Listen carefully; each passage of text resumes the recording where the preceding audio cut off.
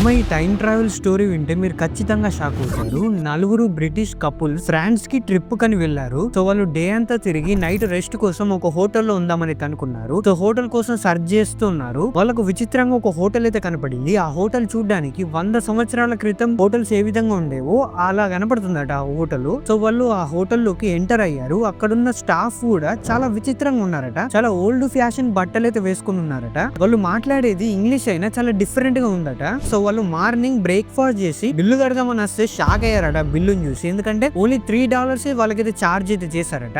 అంత తక్కువ ఎలా ఛార్జ్ చేస్తున్నారని అడిగితే వాళ్ళు ఒక చిన్న స్మైల్ అయితే ఇచ్చారట.